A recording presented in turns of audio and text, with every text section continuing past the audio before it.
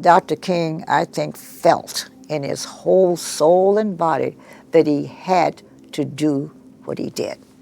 And so I think he was the most unique person ever walked.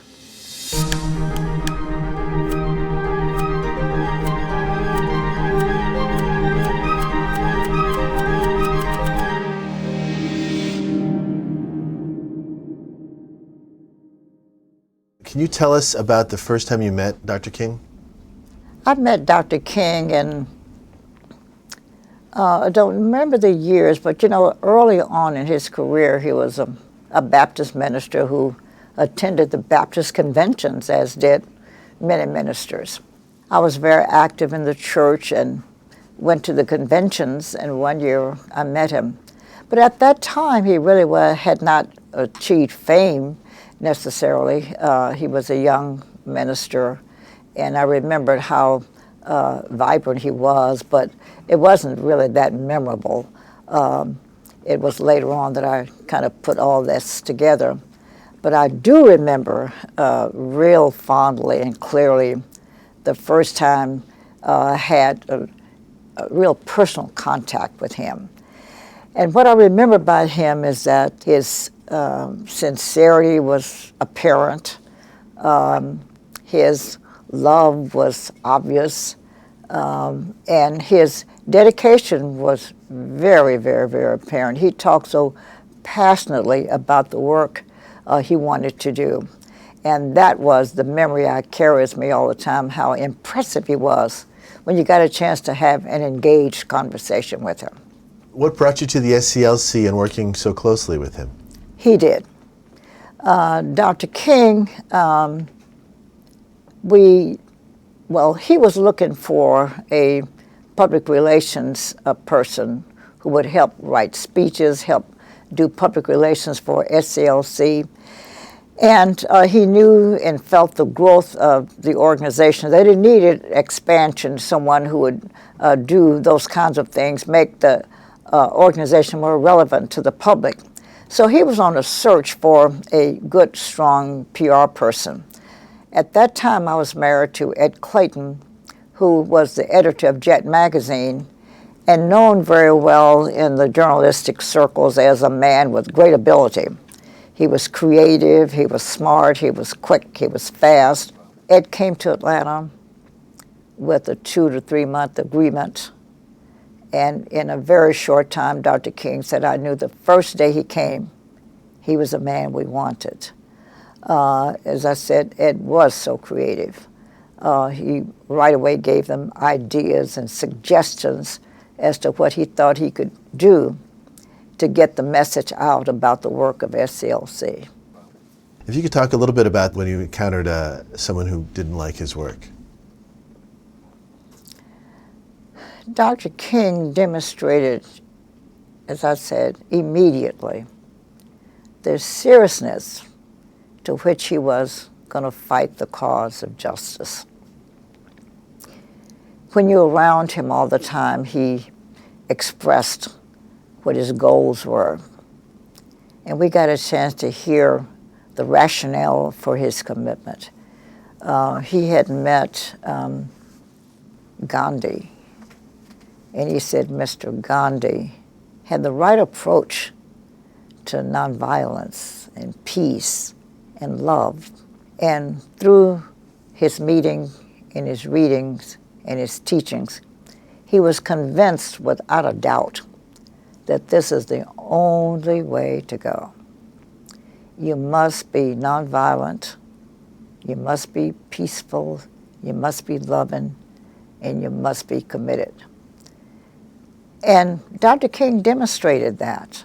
He meant it sincerely and deeply that we must fight these evils in our society: poverty, injustice, maltreatment. And he said we can do it with a plan of love. And I couldn't believe, really, even though I'd seen a little of this, I couldn't believe the man was so committed to nonviolence. I had been in his presence when a man spat on him, just spat all over his face. And that would just make anybody mad. It conjured up in me anger, and I kind of wanted to fight myself. Dr. King, who never ever showed any signs of retaliation, would just do the same thing all the time. Just take his handkerchief, wipe the sputum, and said, this convinces us we got a lot of work to do. And just keep on moving, keep on moving. Once you saw that over and over and over again, you became thoroughly convinced that here was a man who practiced what he preached. From your point of view, what was the hardest part about being Martin Luther King, the weight? Did you see that weight on him?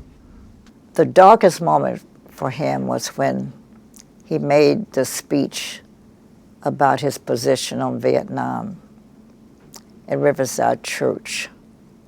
His world changed because the people around him changed. They stopped giving, they stopped calling, they stopped caring, and he was devastated. And he would say to those of us who were close to him, I cannot understand this. I don't understand why and how people who knew me didn't quite understand that I can't condone killing in any form. He said, you expect your enemies to disagree with you. You expect them to go against and in opposition of what you're doing. What I didn't understand is how our friends would leave me. And it just really killed him. He just walked around aimlessly, it looked. But I know for certain, because he talked to me, that it had bothered him deeply that the nation had turned against him. As a matter of fact, I can say now that he never got over it, because this was January that we were talking, and he was assassinated just a few months after that, and I always tell people he died of a broken heart. But on this birthday, January 15, 1968, when the men who were working at the church at this meeting had gotten together and said, let's call Xernona and ask her to come over when we take a break and see if she can get him to laugh. We got to see him laugh. He hasn't laughed in a long time. So they called me and told me their feelings, like, please come over and think of something to do to make him laugh. Well, I said, I can't be funny at the spur of the moment, so I need more time to plan some humor. But they said, no, we need you to come. It doesn't matter, just come on over. Well, I went reluctantly because I couldn't think of what I needed to do to make him laugh. But as I, just wanted to follow through on the need to do it, as I was going out of my house to get in my car, I went through the kitchen and I saw some items that I had gotten out of a gift basket. Well, one of the things I picked up was a little gold can, very similar to what used to be a beggar's cup. And but it was all gold and kind of fancy, but nevertheless a little cup. And I said, Dr. King's, I reached into my bag and I said, I brought you a cup because you're always talking about helping President Johnson fight the war on poverty. So now you can take the cup and go out in the corner and collect money and send it to President Johnson, which is your way of helping me. Well, he laughed. And it wasn't a smile, it was laughter. And then I said, I reached in the bag and brought up this can of shoestring potatoes. And I said, you're always going to jail, so take this can of potato chips, a string of potatoes. And when you go to jail again, you'll have something to eat. And he just really falls out with laughter. And I did this enough times to bring out some things, and he's falling over the desk with laughter. And then I said, well, and now I have a cake and this is your birthday, so happy birthday. Well, when the evening ended, the meeting resumed, but everybody now is so relieved because now we've gotten the laughter back. And oh, he just stayed up throughout the rest of the evening. They were jolly, and he was fun-loving, and everybody loved it. As wonderful as Martin Luther King was, one of the things that annoyed me and everybody around him is that he was always late. Never on time.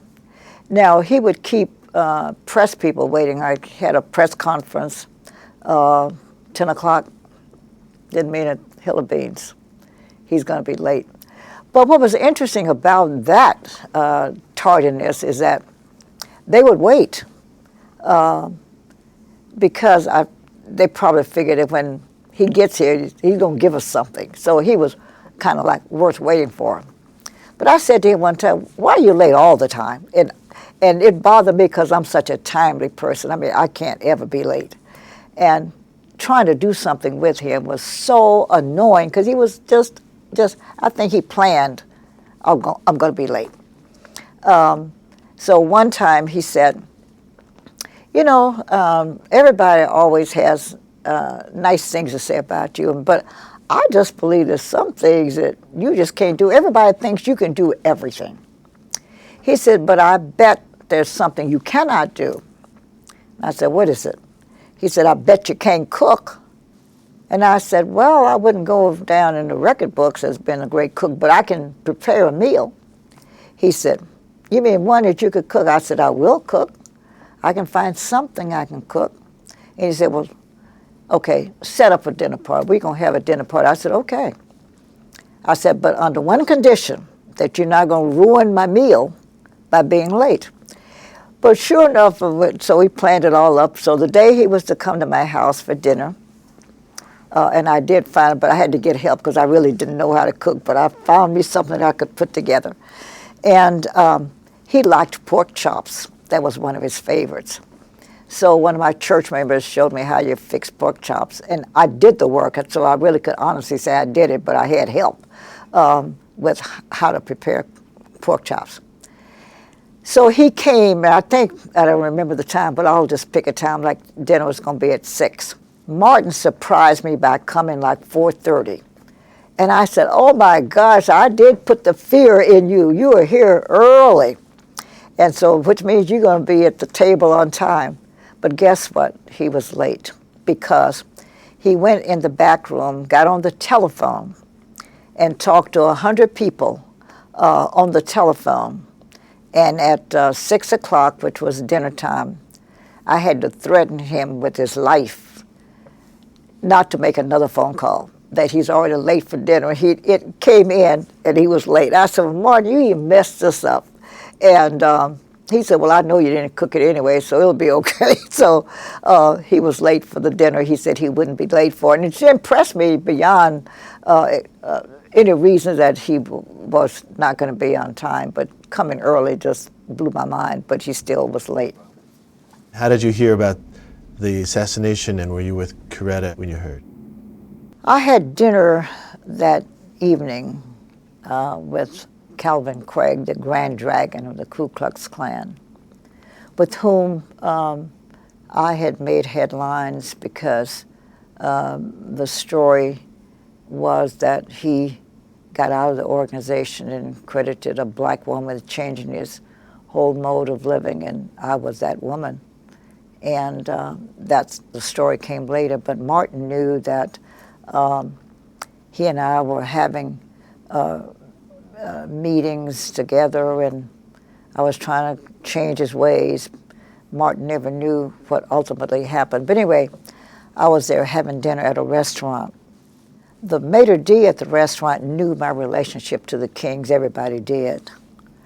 And so she came and brought me a note that said, you know, did you hear what happened to Dr. King? And I just kind of folded the note up and kept talking and ignored her. she came back, she said, oh, I hate to interrupt, but according to what my reports are, it looks like something bad has happened. I decided to go to the telephone. I went to the phone and called their private numbers, and all of them were busy, and that was unusual. And I said, well, maybe something did happen, but I couldn't get through. So Mr. Craig drove me to the house. And as I drove up to the house, she was in the police car with the mayor, and they were backing out of the driveway. She said, oh, I've been trying to reach you. She said, I've got to go to Memphis, and I hope you'll just kind of look in on the children from it. Well, as you know, what happened is she got to the airport, and while she was there, she got the call that he had, in fact, died. And she turned around and came home. So I was still there when she got there. But I saw Coretta's strength. I'd seen it before, but I saw it glorified at this moment. She didn't shed a tear, except her daughter, Yolanda, who was the oldest of the children, had been out to a friend's home and got the message and, of course, came home. And the two of them embraced on the bed and rocking and crying. We're not going to cry because we're big girls. This is what Yolanda's saying to her mother. We're not going to cry. He wouldn't want us to cry. Daddy would be disappointed if we cried. He wants us to be big girls. Now, a lot of decisions had to be made, just so many decisions. One of the things she asked me to do is, one of our housekeepers was going to take care of the children's clothes, like be sure that they're dressed properly for whatever we do, and I want you to take care of me. And then she talked about her headdress. She said, I don't want to look like Jackie Kennedy, but I want to be covered. So whatever you come up with, you do it and see what I think of it. So I called the store, one of our leading department stores in Atlanta, and asked to meet with the millinery department and told them the nature of my call, that I was coming to get Mrs. King something to wear, and I had something in mind, but maybe they could help me implement it, and would they do it? The manager said, we'll do anything you want. And do you know what time you're coming? I said, no. He said, well, it doesn't matter. The store closes at 5 o'clock, whatever. But we'll leave the back door open, and you can come in anytime you get ready. We're going to wait till you get here. And he said, you think you could find the back door? And I laughed, and for the first time, oh, yes, I'm black. I could find the back door. Also, prior to coming to this store, near there was a nice women's clothing store. And I went in and picked out several outfits for her to wear. So wherever she went, I had something for her to look nice in, because now I knew she was going to be photographed and she's going to be busy. I said to them, I know I'm getting a lot of clothes, but I have no money. I didn't want to bother her for a credit card, and I don't have enough money to pay for all this. So will you trust me to take the things, and then I'll come back tomorrow. Whatever she keeps, we'll pay for, and she rejects, I'll bring back. And he said yes. The next morning, I went down to settle the account. And because I didn't want him to think I was just taking advantage of him. So I wanted to do that early. I went down and I said, I've come to pay my debt. He said, well, you've got a zero balance. I said, what do you mean? I said, all the clothes I took, she liked them all, so she kept them all. And I'm here to pay for them. He said, listen, I'm white, living in America. I must take some of the guilt and take some of the responsibility of creating an environment that caused all of this happening. The least I can do is cover the clothes costs. They're yours. Zero balance. Thought that was quite a story. We're going to jump ahead to the funeral. We'd just gotten a lot of messages conflicting in a lot of instances that Mrs. Kennedy was coming, now not coming. She said she didn't think she could handle the visit. And then she said, no, I must go. And that was going back and forth, back and forth. But the day came when she really was coming. And I was there to witness that meeting. Very, very, very poignant moment. Mrs. King's house there's a long hallway from the front door to the back of the house. And at the end of the back of it is where Mrs. King's bedroom was, and that's where she spent her private times. So we'd gotten the message now that Mrs. Kennedy is en route and is definitely coming. So she sent me up to greet her at the front door to escort her back. When those two women met, it was a scene I won't forget. They didn't even say hello, I don't think. They embraced and rocked. That seemed like hours. Of course, it wasn't. But it seemed like they were communicating, not saying any verbal words, but just locked. And my take on that, they were saying, we understand. We know your pain. We know the suffering. We know the impact. That was what I said they were saying. They didn't say anything. But the day before the funeral was the day of the viewing, public viewing. I didn't see the body till I got up close. I nearly died. He looked awful. Awful meaning he had a big blob on his face, as if it were a big piece, a handful of something of clay, and somebody just plopped him upside his head. Awful looking.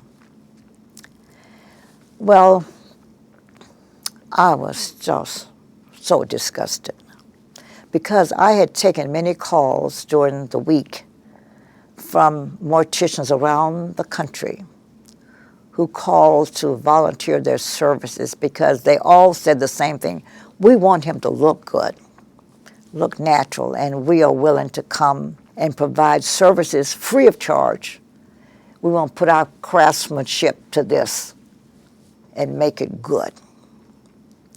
Well, the family turned it down because Daddy King was a loyalist. And I hate to talk about the man, the embalmer, but it was not a good job. I walked over to the man and quietly, because Mrs. King was standing at the foot of the bier, just could hardly stand. Because when you look at it, it would make you collapse. And she was standing there in such pain. And I could see her. She was so painful. Now, I didn't want to do anything that would make her uncomfortable more or to add to her grief, so I just quietly stepped over to him, tactfully and quietly asked the question, "Sir, is there anything you can do with is there anything you can do from a craftsman's point to the side of his face?" And then he loudly and crassly said, "Miss," his jaw was blown off. "This is the best I can do." And she nearly fainted. But we all did. So now I think we can't have him look like this. So they sat down. And then my mind got to wandering, something can be done. So I looked over at Mrs. King Sr., who was Martin's mother, who was dark-skinned.